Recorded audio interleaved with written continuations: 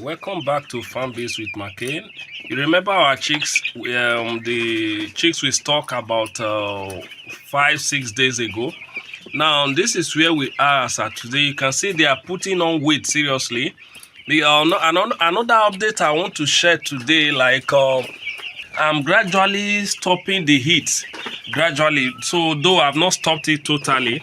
Now another thing I also did is this bell drinker. So I added one other one to this brooder to make it two, so that they don't lack water, or because I always love a situation where the number of drinkers and feeders are more than enough for them. So that's how I normally raise my bets, because I don't want any of them to compete because there is because of insufficient feeders or drinkers. So that's what I'll be doing. But maybe few days from now, I'm going to be removing the manual drinkers and then leave them on bed drinkers as well as the nipple drinkers. So this bed drinker has been helpful. And another thing, the maintenance we do on it on a daily basis, because once I observe that it is soiled, that they've spread the sawdust in the bed drinkers, what I do, I either bring a container there, put the bed drinkers, pour out the water and then wash it there, or remove it, wash it and then return it to the pen. That's how I maintain my bed drinkers. So we keep adding to the feed, because we don't practice dump feeding here. We don't. It's not advisable. So we give them a bit. We feed them a bit, something they can finish within 2 hours. Then once they are done with that, we add to it. Now another thing, remember I said I was going to update you on the gas brooder that we are using. It's been so helpful. Though the 12 kg LPG gas that I filled got exhausted this morning, breaking into this day 6. And every night I on this gas brooder, as well as at times when the weather is cold is too cold during the day, I on the gas brooder as well. So it's been helpful because it doesn't give me any issue, unlike the other charcoal.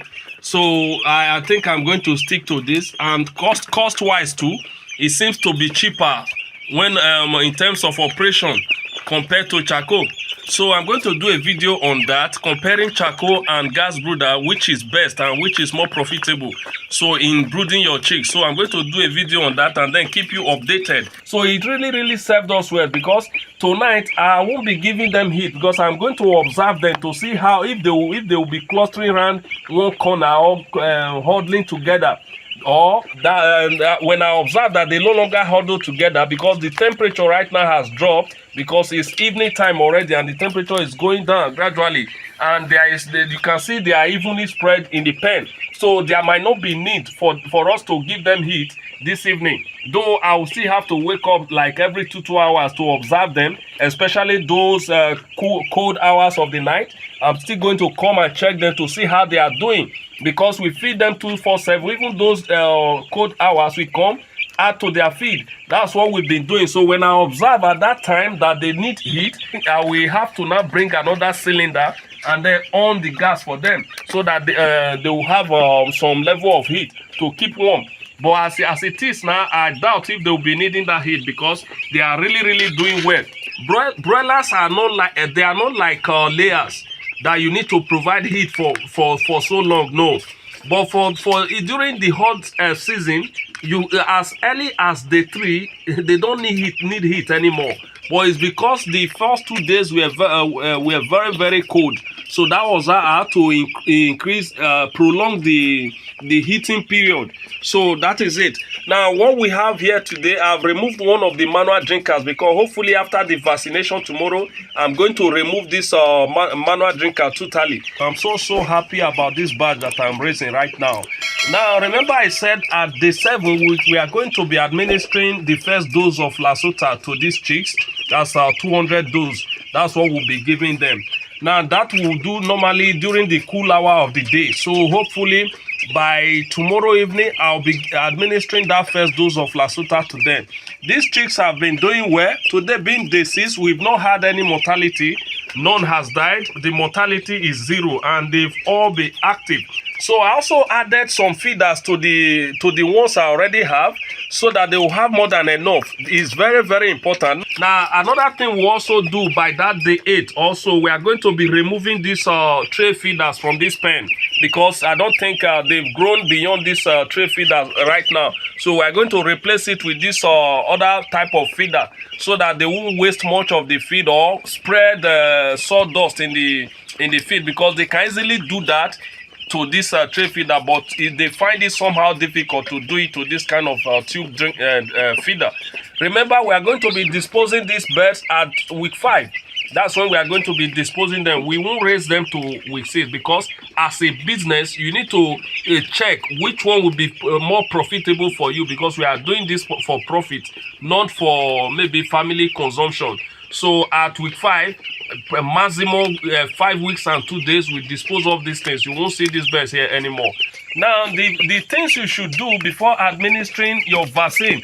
Now, you need to have a fair idea of how much water your chicks drink within an hour, because they are supposed to take that vaccine within 1 hour, within 45 minutes to 1 hour. So by tomorrow, I'm going to be giving them some volume of water that I know they can finish within that period, and then use that quantity volume of water to vaccinate my chicks.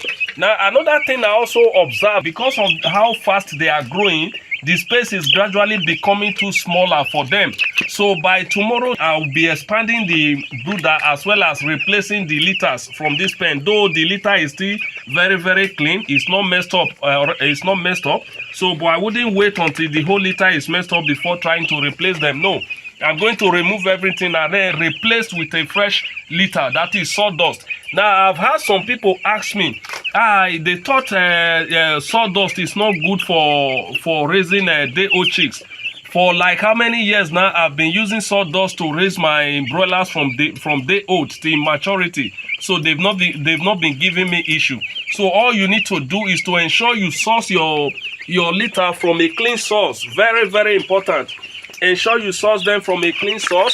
As far as you source them from a clean source, and then cover the sawdust for the first 3-4 days. Cover them with either newspaper or carton.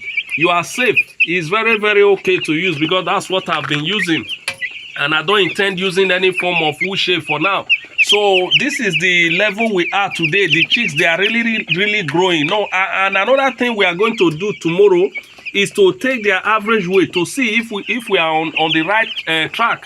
And I'm very, very sure we are on the right track, because for the very few ones that I weighed yesterday, I was already getting 190 grams. I was shocked. 190, 170 something, 180 something. Those some were 154. That was at 154 grams. So that was as at yesterday. Now, I know by tomorrow I'm going to get some that are over 200 grams. I'm going to get so many of them based on what I am saying right now. So many of them are going to be over 200 grams. Now, the average weight we are supposed to get at day 7 is supposed to be minimum 175, between 175 to 185, according to the documentation of this strain. Now, I know we are going to exceed that 185, that's for sure. So we are going to exceed that, either that 185, we are exceeding it, I know, based on what I am saying right now, because the chicks, they are really growing fast. You can see them, because the rate at which they eat has increased, and that's what I want, because at this first 3 weeks, the first 4 weeks, in fact, for the whole period, it's very, very important they consume as much feed as possible, as well as water.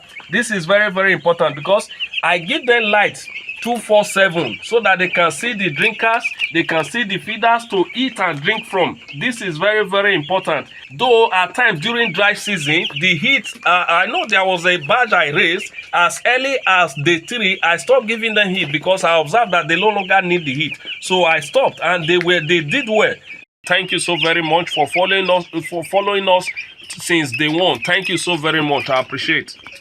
If you find this video helpful, kindly subscribe to my channel, turn on the notification icon, like and comment in the comment section below, as this will go a long way in helping me to grow my channel and reach a larger audience. Thank you.